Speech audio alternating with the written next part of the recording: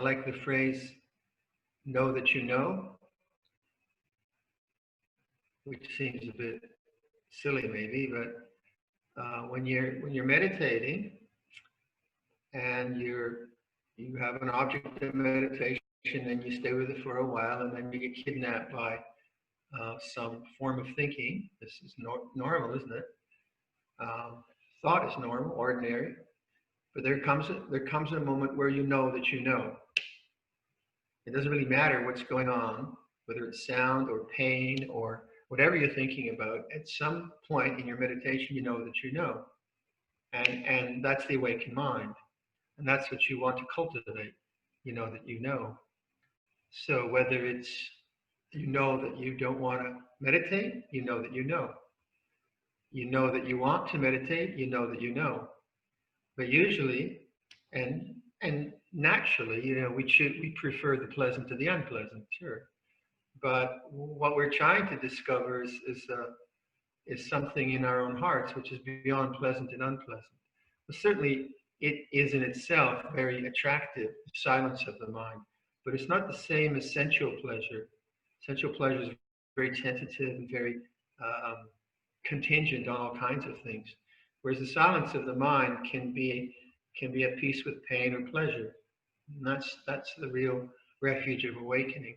So that's what I'm always trying to point to. And when you can do long periods of meditation, like we're doing now, 3 sessions, it's very valuable because it's different than just being mindful in the garden. That can be really fun. Or being mindful in the workshop, making furniture, I find that fun. But there's something about sustained long periods of what we call formal practice in the monasteries, where you're really dedicated to this, I know that I know, and not dependent on the object. So if I'm doing woodwork, my focus is very much dependent on the table saw or the router, on the grain of the wood, on the sharpness of the chisel. My focus is on the objects. And the objects actually help me to be more focused because I have to get it right. I have to be careful that I don't go against the grain of the wood and I don't cut my hands off. So I have a kind of investment in being focused. And so we find focus in the world usually through all kinds of things, and that's good. It's a good thing. And sometimes we find focus through just pleasure. You have a nice dinner or whatever, or a nice movie. But unfortunately, then also we get kidnapped by things. If we don't have refuge, then we also get kidnapped by compulsive worries or resentments. And then we don't quite know how to do that. We try to get rid of one and go to the other. Whereas in awareness, you're not really preferring one to the other. So if you do 3 sessions of meditation when your preference isn't about the sense experience, whether it's pleasant or unpleasant, your attitude is one is just simply knowing the way things are and coming back to that same model again and again and again and again for 3 sessions of 45 minutes. That I would say has a great power in the mind because it brings you to a place that can be with any experience. Now, admittedly, the experience of meditation in a quiet room isn't very challenging on the sense of you're not getting attacked or hurt, or it's not socially complicated, but you actually need those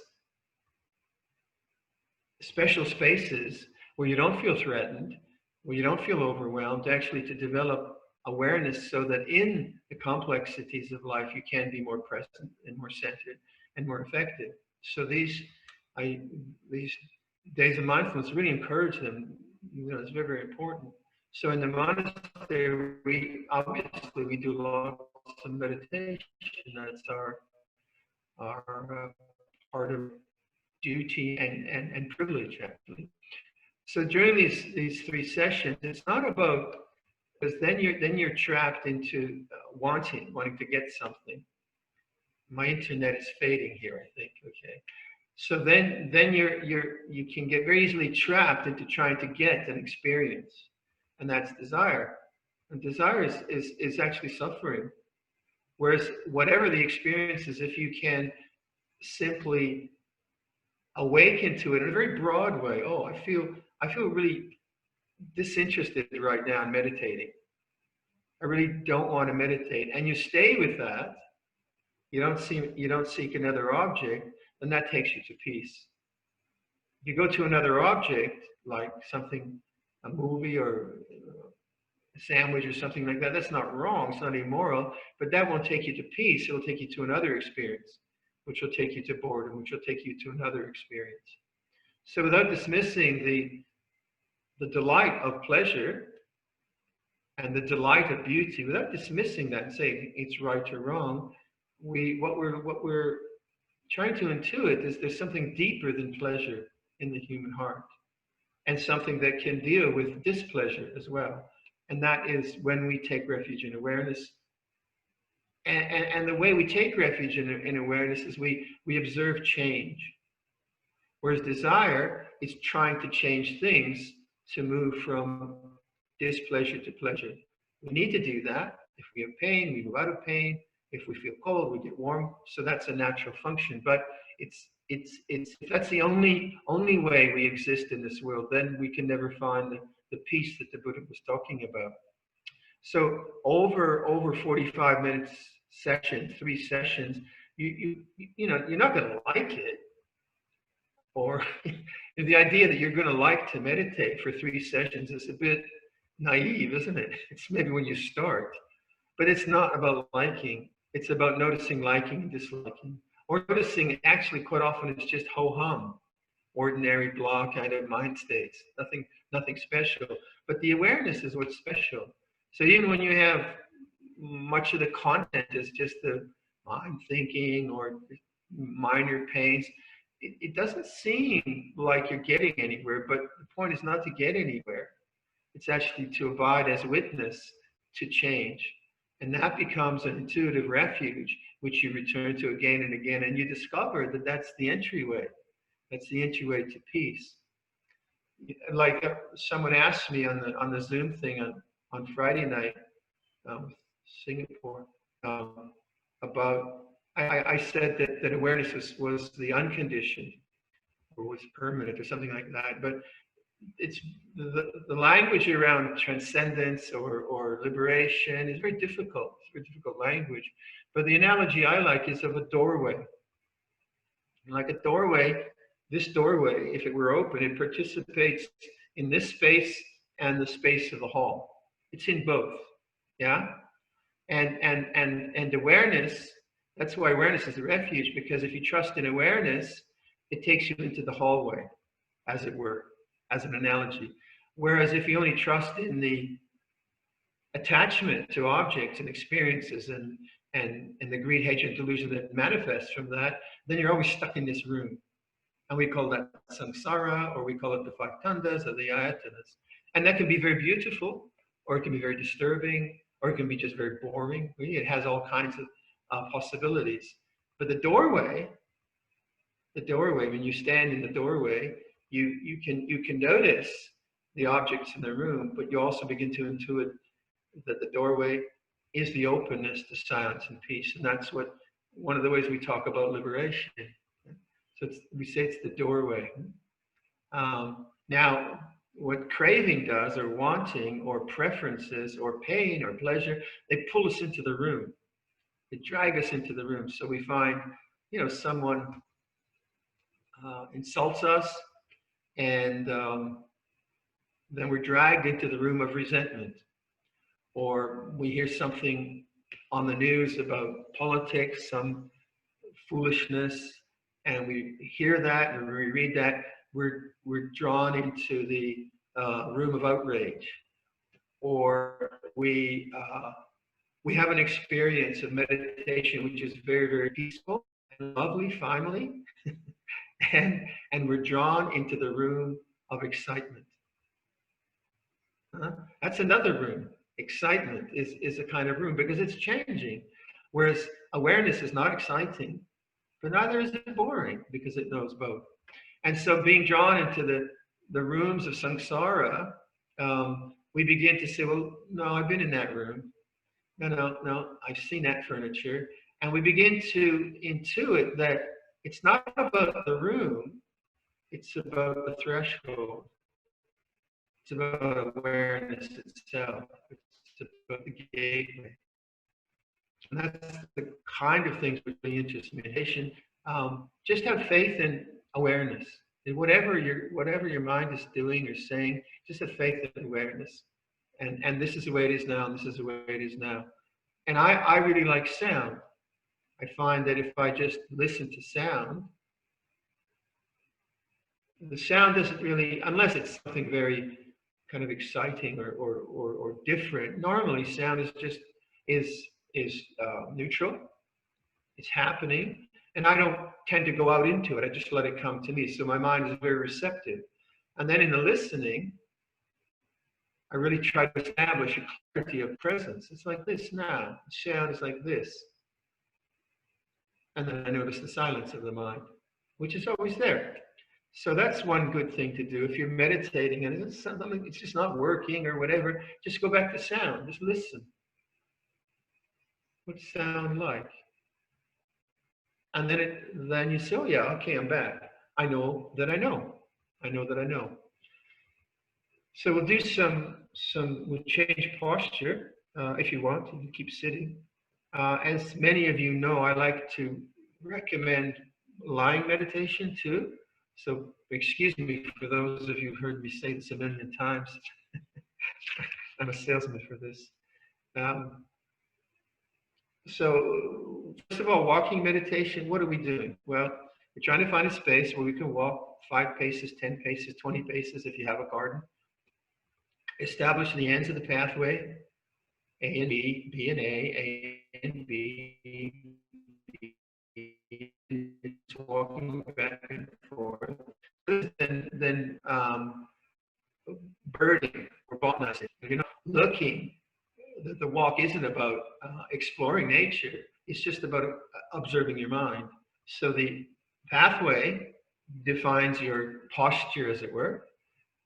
The beginning and end and beginning of the path define limits. So you have a limit and you walk back and forth. So that limitation is very helpful because each time you get to the end, hopefully, oh, I've been thinking about tomorrow, or I'm really worried about something. So you start to notice what your thinking mind is doing, that it's worrying, fantasizing, and you become objective. So rather than being the subject of your worry, you begin to see worry as an object, and that takes you to peace. The place of your walking path, the ends. My internet is fading again. Hold on. There. So it's very important to set the pathway, both ends, and then to use the discipline of back and forth and use a discipline of time. The discipline of time is very, very helpful because walking back and forth is boring and it's not interesting. And you could be doing something really important like answering your emails or baking bread or whatever. But actually, it is important because you can watch that very mind which wants to go back into the room of interest, back into the room of doing stuff, of being a person doing things. Nothing wrong with that. But this period of just walking back and forth will show you the restlessness of not wanting to do that. And if you notice that restlessness is an object and you're patient with it, that restlessness ceases and your refuge is in awareness, and you don't have to bake bread or watch the internet or whatever. You don't have to go to an object to find yourself interested or excited or whatever. So boredom is a very important state of mind to notice. Disinterest is a very state of mind to notice. Disappointment, a very important state of mind to notice. Resentment, they're all very important states of mind which we don't tend to notice. We either run with them or we distract.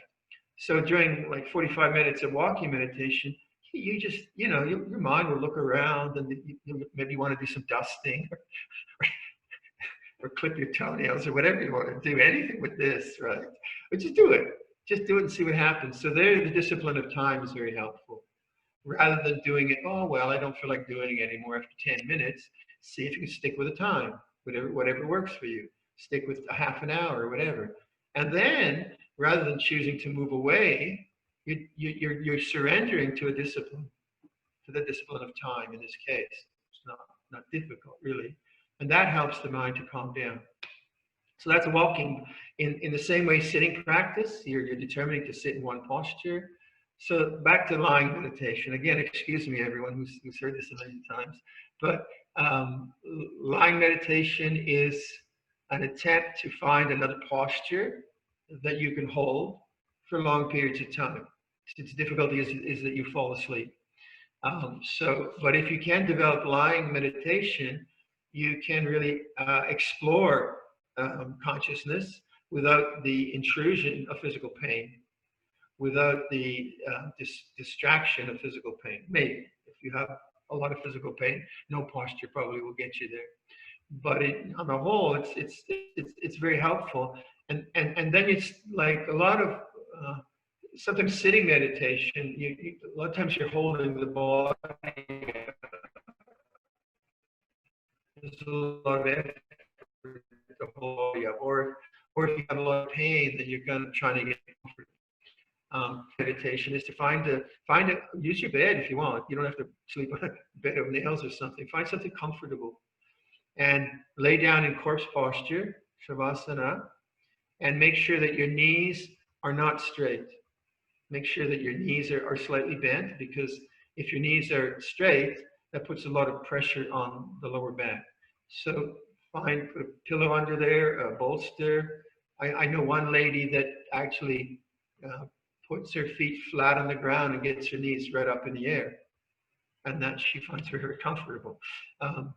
So get the knees a bit slightly curved, and then make sure that your chin is not too far back. Sometimes people put a pillow in their neck and then the chin goes too far back. You want your chin just slightly tucked in. So play around with that and get it right. And then once you get it right, what I say is move once to readjust your posture 5% more comfortable, say, and then make a determination not to move. That's the secret. So then as you're lying there, you know you're comfortable. You know whatever discomfort you have, you know your own body, that it's not bad. You won't get hurt. So that when you get your first impulse to move, like it might be an itch, it might be, oh, just a little more, oh, my neck, oh no, my head, don't move. Don't move, don't move, don't move. And then the desire to move will become the object of awareness. And because you're aware of desire now, and you're not moving, you're letting go of desire by knowing desire. And that leads to a more calm state of mind. That's the theory. Problem is, people fall asleep, and then they think they can't do it. So this isn't something I recommend to do before you fall asleep. Don't, because if you mix up falling asleep and meditation, you'll always be falling asleep in meditation. You don't want to mix those two up. But rather do it when you really want to meditate, right? When you have a lot of energy, then try that posture. It might even be you let's say now you have a lot of time, maybe in the morning, you wake up, have a coffee, and go and use your bed as a meditation platform, right? Rather than it being a way of falling asleep. You don't want that. You don't want to mix those two up. So then one of the things that happens as you do lying meditation, you quite often want to roll on your side. That's very common. And why is that? Because you've been doing it for 50, 60 years. Rolling on your side in order to fall asleep, in order to annihilate consciousness. Shut up there, I want to go to sleep, be quiet. Well, now you're not rolling on your side. So you'll notice the desire to do that. And some people find it very difficult not to notice that, and they just find themselves on the side. So that becomes part of the meditation. This habitual thing you do when you lay down to fall asleep. You're not doing that. You're noticing the desire. And again, you're noticing desire to roll over, and you're not doing it. Okay? So then in the stillness of that posture, it's not rigid. It's not rigid. Then I would say you do whole body awareness. You're aware of the body as an object in awareness. You can focus on something, but just the body lying there, what does it feel like? And it's very alive, isn't it? It's like, it's got pressures, it's got heat, it's got itches, it got all kinds of things. And you're the witness now of the body lying there. Now, if you fall asleep, you probably snore because you're on your back. Well, that's quite neat, actually, because the snoring wakes you up. And actually what happens is the snore, like what happens is when you're falling asleep, your mind dips into a more peaceful state of mind, except you're not aware of it. And then you start to snort, called snoring. I guess it comes from snort. But that actually, if you keep working with this, it alerts awareness, but you feel your mind sinking into a more deep and quiet state. It's very interesting. Um, and if you're really, really tired and you roll over and go to sleep, fine. Have a good snooze. It's legal. But then go have a cup of coffee and come back and try again. So it's a posture that you can, if you develop it, if you want to do 2 hours of practice in a row, if you're really into it, you don't want to just do a half hour every month, because that's Mickey Mouse. Sorry, right? So sometimes you really want to, I'll have a go at this. I've got an afternoon. Let's see if I can meditate for a couple of hours. Nice challenge. I mean, we certainly do it with craft, don't we? If you're a woodworker, or you want to really make a fabulous meal for family, or you're a programmer, you'll sit at the project for hours. You'll focus, won't you? So meditation too has that possibility. It's very, very rewarding if you can make the time. So then the lying posture quite often gives you a way of exploring like longer periods of meditation and seeing what the mind does and who you are in consciousness, how that all works. It can be very, very rewarding. But in this kind of a situation, we have 3 sessions, which is great. Hats off to you for doing this. Then if you alternate it, like sitting, lying, it can be very, very profitable.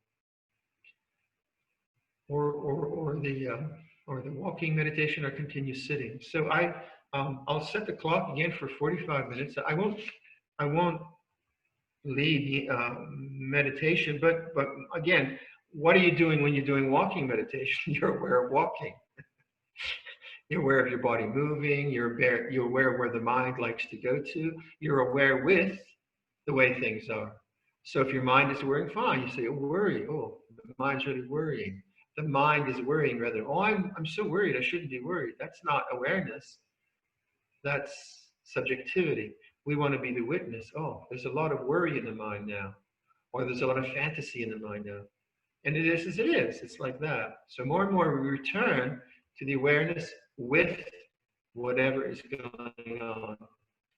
Practice that for the whole session. So set the clock again. Okay.